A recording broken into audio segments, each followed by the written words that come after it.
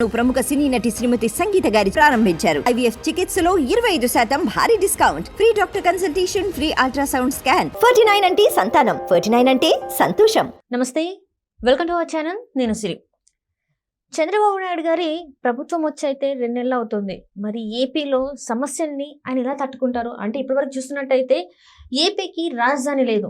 సరే, ఇప్పుడు వచ్చింది అనుకుంటే అక్కడ పెట్టుబడులు పెట్టడానికి వస్తున్న వారికి వైసీపీ వాళ్ళు అయితే రామన్న అంటే ఆకాశ రామన్న ఉత్తరాలు రాస్తున్న వైనం కూడా చూస్తున్నాం. మరి ఇవన్నిటిని దాటుకొని ఏపీ రాజధానిని ఎలా పైకి తీసుకొస్తారు, ఎలా అభివృద్ధి చేస్తారు అనేది మనకి వివరించడానికి ఈరోజు మనతో పాటు ఉన్నారు Janasena official spokes person Srinivas గారు. నమస్కారం సార్. నమస్తే అమ్మా. సరే, ఇప్పుడు చూస్తుంటే మన ఏపీలో రాజధాని అమరావతి, మొత్తానికైతే అమరావతి అని డిక్లేర్ చేసిన తర్వాత ఇప్పుడు మరి ఆ అమరావతిని డెవలప్ చేయాలంటే, అభివృద్ధి చెందాలంటే అక్కడ పెట్టుబడులు పెట్టడానికి ముందుకు వస్తున్న వాళ్ళకి అయితే వైసీపీ నేతలే కావచ్చు, ఇంకా కొంతమంది కావచ్చు, ఏంటంటే ఆకాశ రామన్న ఉత్తరాల్లాగా మెయిల్స్ ద్వారా వాళ్ళైతే ఇక్కడ మీరు ఒకవేళ మీ సంస్థను పెడితే ఇక్కడ ఆటంకాలు వస్తాయి, అట్మాస్ఫియర్ బాగుండదు, చాలా వరకు మీకు ఇక్కడ శాంతి భద్రతలు సరిగా లేవు, మీరు నష్టపోతారని చెప్పేసి వాళ్ళు చెప్పడం జరుగుతుంది. మరి ఇవన్నీ ఎదుర్కొని చంద్రబాబు నాయుడు గారు వీటన్నిటిని దాటుకొని ముందుకెలా వెళ్తారంటారు అసలు? ఒకటి సరి, ఏదైనా ఎక్కడ లేనటువంటి భారతదేశంలో ఎక్కడా లేనటువంటి ఒక ప్రత్యేక పరిస్థితులు ఈరోజు ఆంధ్రప్రదేశ్లో ఉన్నాయి. ఎందుకంటే సహజంగా రాజకీయ కక్షలకి మామూలుగా ఎవరి పేరు అంటే తమిళనాడులో ఉంటుంది. చాలా కక్ష ధోరణి రాజకీయాలు ఉంటాయి అక్కడ. కానీ అదే సందర్భంలో రాష్ట్రానికి సంబంధించి ఏదైనా ఒక అంశం కలిసికట్టుగా పనిచేయాలి, సమిష్టిగా పనిచేయాలంటే వాళ్ళకి మించడం ఇంకెవరు లేరు. రాష్ట్ర విషయంలో అందరూ ఏకమైపోతారు. మన దురదృష్టం ఏంటంటే మన రాష్ట్రంలో ఇక్కడ రాజకీయాలని గతంలో ఎప్పుడు ఉండేవి కాదు. జగన్మోహన్ రెడ్డి ఆంధ్రప్రదేశ్ రాజకీయాలకు అడుగుపెట్టిన తర్వాత సర్వనాశనం, మొత్తం కలుషితం. నిజంగా ఆంధ్రప్రదేశ్ రాజకీయాల్లో మన ఆంధ్రప్రదేశ్లో జగన్మోహన్ రెడ్డి పుట్టడమే మాకు దురదృష్టం. ఎందుకు నేను అంటున్నానంటే, అతను అధికారంలో ఉండగా 5 సంవత్సరాలు రాష్ట్రానికి అభివృద్ధి చేయకుండా ఒక సైంధవుల్లో అడ్డుపడ్డాడు. సరే, అధికారం కోల్పోయింది, ప్రజలకు తీర్పు ఇచ్చారు. ఇప్పటికైనా తెలుసుకుని మళ్ళీ ఏదైనా ప్రజలకి నేను చేసిన మంచి అందలేదనో, లేకపోతే ప్రజలు అర్థం చేసుకోలేదనో, మళ్ళీ 5 సంవత్సరాలు ప్రజల తరఫున పోరాడతానో అని చెప్పేసారంటే గౌరవం ఉంటుంది. అది మానేశాడైనా మొదటి నుంచి కూడా. అంటే ఈ 2 నెలలు ప్రభుత్వం ఏర్పడడం తప్పితే 2 నెలలు పూర్తయింది. ఈ 2 నెలల్లోనే అసలు రాష్ట్రంలో అసలు శాంతి భద్రతలు లేవని ఎవరిని వెళ్ళి ఢిల్లీ వెళ్ళి ధర్నా చేస్తాడా? సరే, మీరే అంటున్నారు కదా శాంతి భద్రతలు లేవు, ఏదో 32 హత్యలు 36 హత్యలు జరిగిపోయినాయి అంటున్నారు కదా, కనీసం ఆ పేర్లు ఆ ఎఫ్ఐఆర్ నెంబర్లు ఇవ్వండి అని అడిగినా కూడా ఇచ్చిన దాఖలేవు. అంటే కేవలం బురద చల్లడం, ఎవరో ఎక్కడ ఇద్దరు తాగేసి కొట్టుకోవడమో లేకపోతే వ్యక్తిగత కారణాలతోటి ఏదో కొట్టుకోవడం, అది కూడా చంద్రబాబు నాయుడు గారు, పవన్ కళ్యాణ్ గారి కారణం. శాంతి భద్రతలు లేవు అసలు అంటే ఒక విధమైన అట్మాస్ఫియర్ క్రియేట్ చేయడం. అంటే తన హయాంలో అభివృద్ధి జరగలేదు కాబట్టి ఇప్పుడున్నటువంటి కూటమి ప్రభుత్వంలో కూడా అటువంటి అభివృద్ధి జరగకూడదు. ఒక విధమైనటువంటి దుర్మార్గమైన ఆలోచన అది అయిపోయింది. సరే, పోలవరం గురించి మొన్న 2-3 సార్లు చంద్రబాబు నాయుడు గారు ఢిల్లీ వెళ్ళడం, కేంద్ర మంత్రులతో మాట్లాడడం, అదే సందర్భంలో పోలవరం గురించి కూడా కట్టే బాధ్యత మాది, ఖచ్చితంగా దానికి మేము డెవలప్మెంట్కి మేము అండగా ఉంటామని చెప్పేసి కేంద్ర ప్రభుత్వం కూడా ప్రకటన చేయడం, ఈ మధ్యన ఒక 15,000 కోట్లు ఇది అనౌన్స్మెంట్, ఇవన్నీ చూసేటప్పటికీ చంద్రబాబు నాయుడు గారు మొన్న ఢిల్లీ వెళ్తే అదే రోజున వారి పేపర్లో అసలు చంద్రబాబు గారి హయాంలోనే డయాఫ్రామ్ వాళ్ళు దెబ్బతింది, పోలవరం నాశనమైంది చంద్రబాబు గారి టైంలోనే, అంటే 2014-19 మధ్యకాలంలోనే పెద్ద ఐటమ్ తోటి ఒక స్టోరీ రాయడం, వాళ్ళకి సంబంధించినటువంటి అనలిస్టులతోటి డిబేట్ పెట్టడం. ఎవరైనా సరే పోలవరం గురించి ఈ రోజుకైనా ఏదో కొంచెం ముందు కదులుతుంది, R&R నిర్వాసితులకి ఏదో న్యాయం జరగబోతుంది, నిధులు రాబోతున్నాయి అనేసి ఎవరు అనుకుంటారు తప్ప ఎవరు అడ్డు పెట్టరు. అదే సందర్భంలో ఇప్పుడు మళ్ళీ ఏదో కొంతమంది పెట్టుబడిదారులు వస్తుంటే పెట్టుబడిదారుల మీద మీరు అన్నట్టు లెటర్లు రాయడం, అంటే రాష్ట్రంలో ఏదంటే ఒక ప్రజలు శాంతిగా ఒక మంచిగా సంతోషంగా ఉండడం అతనికి ఇష్టం ఉండదు.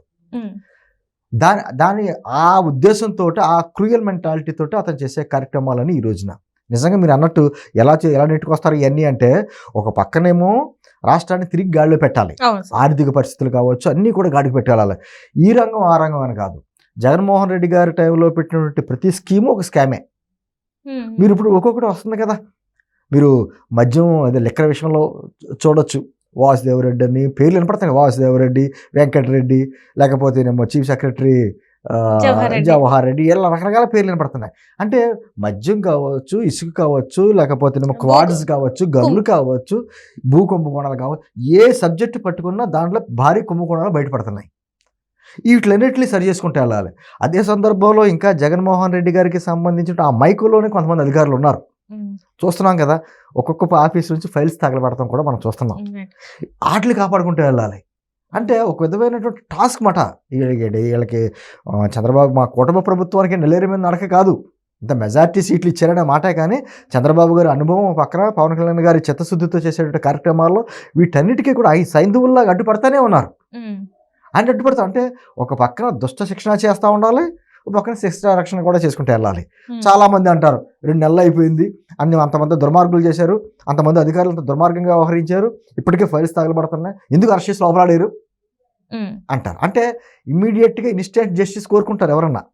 ఏదైనా ఒక సంఘటన జరిగిన వెంటనే అన్ని కాల్ చేయాలి, లేకపోతే అరెస్ట్ చేసేయాలి, జైలు వేసేయాలని రకరకాలుగా అంటారు. కానీ చాలా జాగ్రత్తగా చేసుకుంటారు. అధికారంలో ఉన్న వాళ్ళు ఏదైనా కార్యక్రమం చేశారంటే ఆ కార్యక్రమం చేసినప్పుడు మంచి వాళ్ళకి ఇబ్బంది కలగకూడదు. అంటే ఎవరో ఒక అధికారి తప్పు చేశాడు కదా అని చెప్పి అధికారుల మీద చర్య తీసుకుంటే నిజంగా కష్టపడి ప్రజల గురించి పనిచేసినటువంటి అధికారులు చాలామంది ఉన్నారు. వాళ్ళకి ఇబ్బంది కలగకూడదు, వాళ్ళకి నష్టం జరగకూడదు. అందుకని చాలా ఆచితూచి పాలనానుభవం అంటే అదే. చంద్రబాబు గారికి తెలుసు ఎప్పుడు ఏం చేయాలి, ఎలా చేయాలి, ఏ విధంగా ఎదుర్కోవాలనేటువంటి చాలా సంయమనంతో చేసుకుంటూ వెళ్తాడు ఆయన. ఆ దూకుడుగా ఆయన ప్రదర్శించడానికి కొంతమంది బలైపోతారు. అంటే ఒక పక్కన ఉన్నటువంటి దుర్మార్గమైనటువంటి ఇతను జగన్మోహన్ రెడ్డి లాంటి వ్యక్తి ప్రతిపక్షంలో, అతనికి ఈ రోజుకైనా అనేక సమస్యల మీద వచ్చి మాట్లాడవచ్చు. అసెంబ్లీలోకి రాడు, మాట్లాడితే నాకు ప్రతిపక్ష హోదా ఇస్తేనే అసెంబ్లీలోకి వస్తానంటాడు. నాకు పులివెందులు కేవలం ఒక ఎమ్మెల్యే అయినా కూడా నాకేమో సీఎం గారికి కావాల్సినటువంటి సెక్యూరిటీ ఎంత ఉందో అంత నాకు కావాలంటాడు. అసలు ఏం అర్థం కాని పరిస్థితి. అతనికి సంబంధించినటువంటి క్యాండిడేట్లు కూడా అంతే. అతను ఉన్నంతసేపు ఏం చేశాడు, సెట్టింగ్లు వేసాడు. గుర్తుందిగా మీకు, తిరుపతి సెట్టింగు, లేకపోతే సెక్రటరీ సెట్టింగు. ఆయన సెక్రటరీలో కూర్చొని మాట్లాడుతున్నాడేమో అనుకున్నాం వెనకాల సింబల్ అయి చూసి. అంటే అన్ని సెట్టింగులు, వారికి సంబంధించిన పార్టీ నాయకులందరూ సెటప్లు. ఇదే కదా జరిగింది. ఏ జరిగినా ఏ కనపడుతున్నాయిగా. ఏదైనావచ్చు, అన్ని వస్తున్నాయి. నాయకుడేమో సెట్టింగ్లు, వీళ్ళేమో సెటప్లు. ఇదే తప్ప రాష్ట్రం గురించి, పోలవరం గురించి మాట్లాడితే ఏం చెప్పాడమ్మా నీటిపారుదల శాఖ మంత్రి? పోలవరం గురించి నాకేం అర్థం అవుతలేదు, ప్రపంచంలో ఇంకెవరికి అర్థం అవుతుందో నాకు అర్థం అయిపోతే అన్నాడు. ఇప్పుడు ఈ రోజున పోలవరం గురించి, ఆ డయాఫ్రామ్ వాల్ గురించి ఎప్పుడు దెబ్బతుందో ఏంటి అనేది ఒక కమిటీ వచ్చింది, విదేశాల నుంచి నిపుణులు వచ్చారు, దానికి మళ్ళీ కొత్త డయాఫ్రామ్ వాల్ కట్టుకోవాలని చెప్పి అన్నారు. దాని నిధులు కావాలి, నిధులు సాధించే పనిలోనేమో ప్రభుత్వం ఉంది. ఈ టైంలో మళ్ళీ అడ్డుపడడం ఏంటంటే, రాజకీయాలు ఇప్పుడైనా చేసుకోవచ్చు, ఎలక్షన్ ముందప్పుడు చేసుకో రాజకీయాలు, ఇలా కాదు అలా కాదని. లేదనుకో ఒక ప్రతిపక్ష పార్టీగా మంచి సలహాలు ఇవ్వు, ఇలా కాదు ఇలా కాదని సలహాలు ఇవ్వాలి. అది ప్రతిపక్ష పార్టీ బాధ్యత. ప్రతిపక్ష పార్టీ అంటేనే ప్రజల గొంతుగా చేయాలి. అది మానేసి జరిగే ఒక అభివృద్ధిని కూడా అడ్డుకోవడం ఏంటి?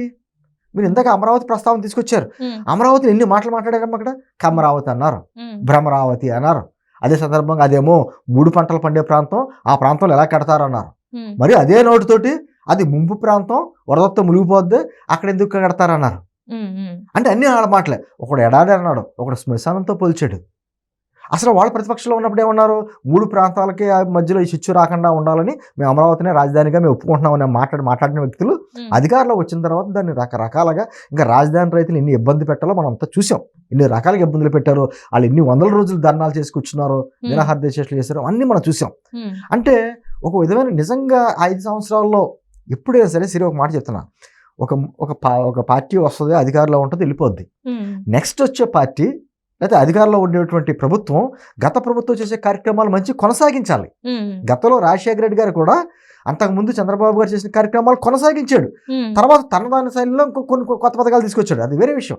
ఇతను వచ్చిన తర్వాత పాత అన్నీ ఆగిపోవాలి, తన మార్కు ఉండాలి, తన బ్రాండ్ ఉండాలి. ఈరోజు ఇసుక విషయంలోనే అంతే. కొత్తగా మద్య విధానం తీసుకొస్తారంటే అదే అంతే. ఆరోగ్యశ్రీలో బకాయిలు పెట్టిన వాళ్ళ 1600 కోట్లు, ఆరోగ్యశ్రీ బకాయిలు తీర్చరా అని వాళ్ళు మళ్ళీ క్వశ్చన్ మనల్ని. అసలు బకాయిలు పెట్టింది ఎవరు? ఫీజు రియంబర్స్మెంట్ పథకాలకి డబ్బులు ఎందుకు ఎవరు అని అడుగుతారు. అసలు బకాయిలు పెట్టింది మీరు కదా. ఖజానాను మొత్తం ఖాళీ చేసి వెళ్ళిపోయినటువంటి వ్యక్తులు ఈ రోజున ఏదైనా ఒక మంచి కార్యక్రమాలు చేస్తున్నప్పుడు ఇలా కాదు అలా కాదు ఇలాగ సలహాలు చెప్పడమే బాగుంటుంది. కానీ ఈ విధంగా అడ్డుపడుతున్నారంటే రేపు ప్రజలు చూస్తా ఊరుకోరు కదా. ఖచ్చితంగా రాజకీయాలు ఇవాళ కాకపోతే రేపు కాకపోతే ఏదో పార్టీలకు అవకాశాలు ఉంటాయి.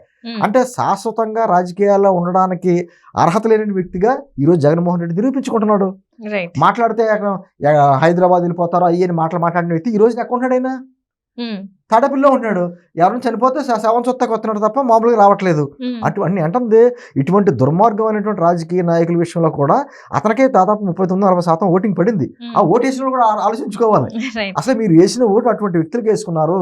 ఇప్పటికైనా రాష్ట్రం గురించి పాటుపడేటువంటి కుటుంబ ప్రభుత్వంలో చంద్రబాబు గారు కావచ్చు, పవన్ కళ్యాణ్ గారు కావచ్చు, వారి స్థాయిలో వాళ్ళు 24 గంటలకు శ్రమిస్తున్నారు. వాళ్ళు అటువంటి వ్యక్తుల్ని మనం ప్రోత్సహించాలి, అండగా నిలబడాలి తప్ప ఇటువంటి వ్యక్తి వ్యక్తులను మాత్రం, జగన్మోహన్ రెడ్డి లాంటి వ్యక్తులు మాత్రం రాజకీయాల నుంచి మాత్రం తరిమి తాగలగట్టాలి. Right sir, right. Thank you so much sir.